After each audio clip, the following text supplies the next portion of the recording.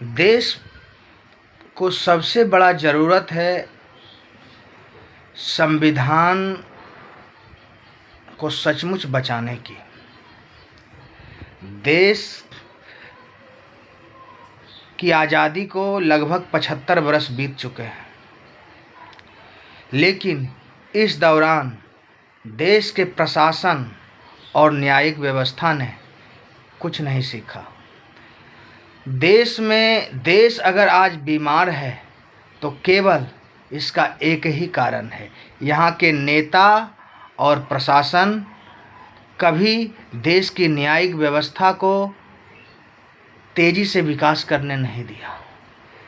देश की न्यायिक व्यवस्था और प्रशासनिक व्यवस्था आज़ादी के बाद से ही, जब से संविधान बना, इतनी खराब रही है कि अपराधी हमेशा से बेरोक टोक बेखौफ होकर घूमते हैं, अपराध करते हैं।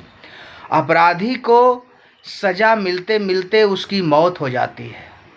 हाल में ही कुछ दिन पहले एक 84 साल के बूढ़े को पुलिस पकड़कर जेल ले जाती है। क्योंकि उसने अपराध किए थे युवावस्था में और अदालत सज़ा सुना रही है बुढ़ापे में। अब ऐसे संविधान का क्या किया जाए जिसकी न्यायिक व्यवस्था इतनी ढीली है कि जिसमें न्याय पाते पाते व्यक्ति का मौत हो जाता है, लेकिन उसका न्याय पूरा नहीं होता है। देश में हर जगह इसी के कारण अराजकता, अपराध बढ़ रहा है। मैं इस वीडियो के माध्यम से सरकार और आम जनता के नज़र में ये बात पहुंचाना चाहता हूं कि देश में न्यायिक व्यवस्था का सबसे अधिक सुदृढ़ होना जरूरी है। कोई भी घटना घटती है तो उससे संबंधित व्यक्ति को छिपाया क्यों जाता है? ये कह कर के छिपाया जाता है कि ये उसकी सुरक्षा का अधिकार है क्योंकि दोष अभी साबित नहीं हुआ। ये नहीं होना चाहिए। मैं मानता हूँ कि कभी कभी निर्दोष भी इस चक्कर में फंस जाते हैं, लेकिन इस में उसको बात रखने का पूरा अवसर मिलना चाहिए। उसकी जो है पूरी बात सुनी जानी चाहिए। अगर उसकी सामर्थ्य नहीं है तो उसको वकील मुहैया कराना चाहिए, उसको बात अदालत तक पहुंच सके आसानी से, ऐसी व्यवस्था होनी चाहिए। लेकिन क्या ऐसा हो पाता है? नहीं हो पाता है।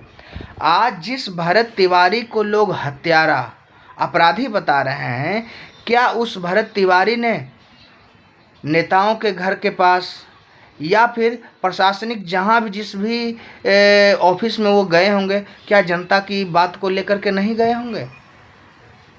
ज़रूर गए होंगे और गए हैं। उस गांव के, जमनिया गांव के लोगों के विचार जानने के बाद कई बार ये प्रश्न मन में आता है और हमेशा आएगा कि लोग कैसे गुमराह हो जाते हैं।